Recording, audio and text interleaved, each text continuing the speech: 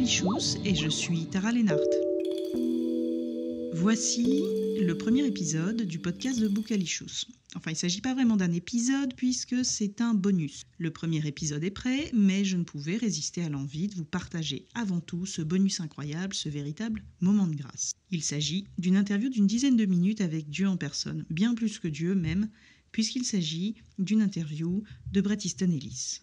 Invité d'honneur du Fnac Livres, il rencontrait une nouvelle fois son public français à Paris le 21 septembre pour son White Tour. Je ne vous ferai pas l'affront de vous présenter Bret Easton Ellis, je rappellerai simplement que son dernier livre, White, est publié chez Robert Laffont. Merci au Fnac Livres et aux éditrices de Bret chez Robert Laffont. Un grand merci à Arnaud Laborie de l'agence La Bande pour avoir permis à cette rencontre d'avoir lieu. Thank you very much for taking of your Parisian time. You're very welcome. I would like to ask you if you were the 21-year-old Bret Easton Ellis who wrote the Less Than Zero, now, today, what would you write about? What would be the topic of your book? Well, the question does become, would I be writing a book? Or would I be creating a video game? Would I be creating, well, you know, video games are long-form narratives with many characters, many situations happen. In many ways, for younger people I know, especially my partner who's a millennial, that is a novel. Playing a video game is like a long novel that they quote-unquote read. So I don't know if I'd be doing that or if I'd be talking about myself on a podcast, have my own podcast, or if I would, I don't know if I would get into film either. Maybe I'd be writing a TV series, but it would be interesting as a 21-year-old now in 2019 if the novel itself would have interested me enough to write a novel. I don't know, I'm unsure.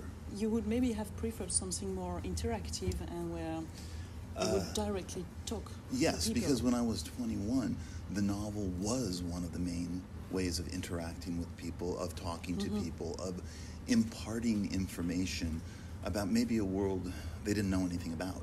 I mean, often novels acted that way. You read a novel because you didn't know what was going on in Africa or what was happening with teenagers in Los Angeles, and you would almost read novels like news. They'd be a novel, they'd be a story, they'd be fictional characters, but you'd be learning about a milieu, a world that you did not know about. Now, because of the internet, you can find out about any world you want in a click. So I don't know if the novel really is for younger people the key mode of expression. That is how I'd answer it. If you really want me to answer it, I suppose I would, if I was going to write Less Than Zero, I don't know, where would I set it? Maybe I'd set in Los Angeles. I mean, I'm sure there are still, the book is still in print, people still read the book, they still identify with it for some reason. So maybe I'd write the book about Los Angeles, but set now in 2019. Different, actually just different era, but the same kind of problems, or maybe sometimes worse problems. Worse problems. That's yeah. what the actual time inspires or makes you think about are worse problems than what you even described. It makes me think that my youth at 21 was remarkably uncomplicated compared to, I think, that of today. I mean, we didn't have a lot of options. Life was simpler in many respects, and so I don't think that I think it would be a more complicated book today with a lot more things happening, and you have to realize in Less Than Zero, I mean, the characters have a lot of time on their hand. They're kind of bored. They just hang out a lot. They don't have a phone. No, they don't. They don't have the internet. Network. They don't have social networks. So they're kind of creating their own problems among themselves and in what was still an analog age. We weren't anywhere near the digital age yet. Yes, it's a difference in something like a little less than 30 years or a little bit more than 30 years.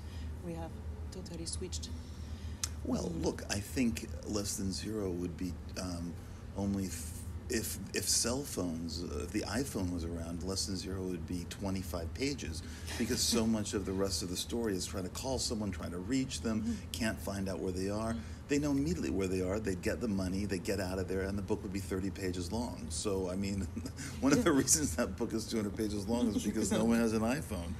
But that's actually, you said some nice things about Taolin, and he's quite very much inspired about what you wrote, but with millennial problems, and one of the main characters of his books actually is the cell phone, and how people just interact with the cell phone. Right. And what do you think about this, actually? Well, what did I...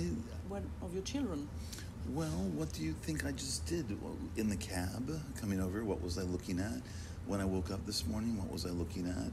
What happens when I can't find it? Mm-hmm. Do I panic? Yes, I panic. My whole life seems to be connected to it. It is, in some ways, my best friend. Mm-hmm. And I depend on it to an inordinate degree. I wish I didn't, and I know that the days where the rare times that I'm rushing out of the house and I'm in my car in Los Angeles and I realize I don't have my phone. Yeah. I get very angry, I get very frustrated. I think of driving back from wherever I am to go to my apartment, to go up the stairs to get the cell phone. And then I go, I guess I'm just not going to have it today. And I feel good. I feel free. It feels great not to have a cell phone, to go to a movie or to go shopping or to do whatever you have to do, and you don't have that thing that you're constantly looking at, that you're constantly checking for, that you make sure you have. That's its own kind of stress. That's its own kind of stressful thing. So I don't know. I mean, it's the first thing I look at when I get up, and it's the last thing I look at before I go to bed. So I have a very, very intense relationship with it, and that's just the way it is. Yes, we can't really help about it. And there is one thing you were talking yesterday about the way our generation, the millennials, feel victimized and often trend to emphasize an offense to make it become like a big deal. And have you never felt actually a victim of something, or felt victimized? Or how is your relation to victim situation? Actually, no, I never have. I've never felt that way. And if I have taken responsibility for it. I don't think I've ever felt like being a victim of someone. I have made some very bad business deals. I have dealt with some very shady people. I have to take responsibility for that. Now, I also have never been... Look, I've also gotten into fights when I was younger. Physical fights when I was a teenager. 2, 3, not more than that. Boy stuff, you know. And I was bullied. I was definitely bullied as a kid. I just got up off the ground and I walked away, and rarely did I tell my parents. I mean, no one really did anything about it anyway then when kids got into fights. So you kind of had to process it on your own. And and I'm not patting myself on the back and, oh, good for you, Bret. I'm just saying that is just how it was when I was young. And so I never have felt that way, even with my father, who was a very, let's say, abusive man. What could I do? I mean, do I feel that the only thing that came out of that was I was a victim? No, much more complicated. I became a writer. I began to express myself. That is what I hope people do. I hope people use whatever suffering they have, or whenever they've been victimized, to step away from that, to refuse to accept the victimization, and maybe create art, maybe create poetry or music or something out of that. I think the constant and incessant display of your victimization and using it as a way to define yourself and to connect with people. Look, I'm an old man. I don't understand that, and it's not something that I can identify with.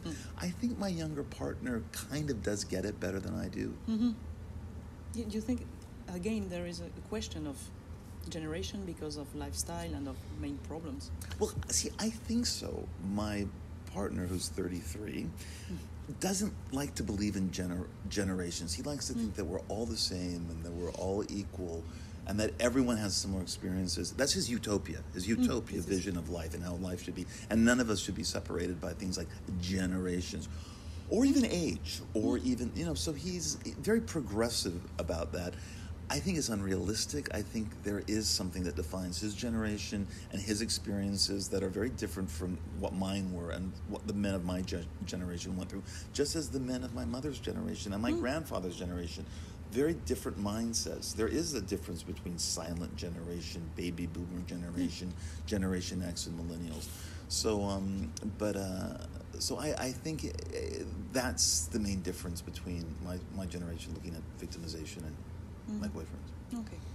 And my last question to make you late for your signature would be, how does it feel to be Bret Easton Ellis?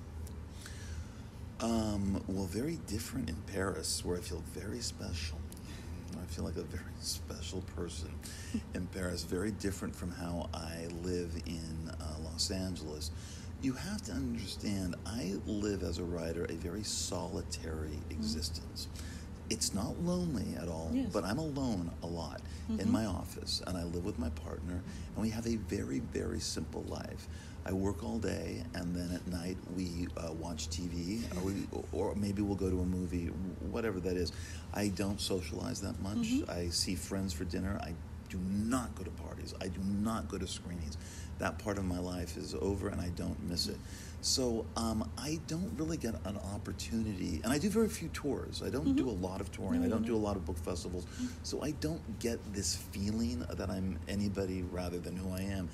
I'm not recognized on the streets in Los Angeles at all. If I put a credit card down, maybe in a restaurant someone will see the name and go, oh. Or if I make a dinner reservation. But it's usually just Bret Ellis. So I don't experience that. Here, however, this past 2 or 3 days is very, very different. And of course, when you do a book signing, and of course, when you give a talk in front of people, I did 4 television shows yesterday. Okay. I mean, that's crazy. That's a very, and when you're on those sets of the TV shows, and they usually have a short film about your life and your history, I look at it, I go, what is going on? Who is that person? Why is he dressed this way? What was he doing at 30? What is it?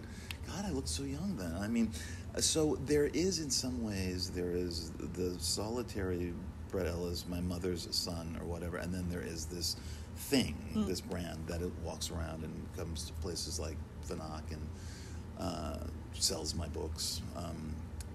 So I just feel old sometimes. I feel very old. I've been around a long time, I realize.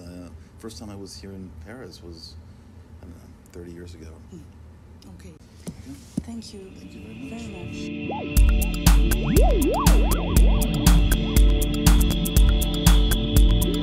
The better part of the man.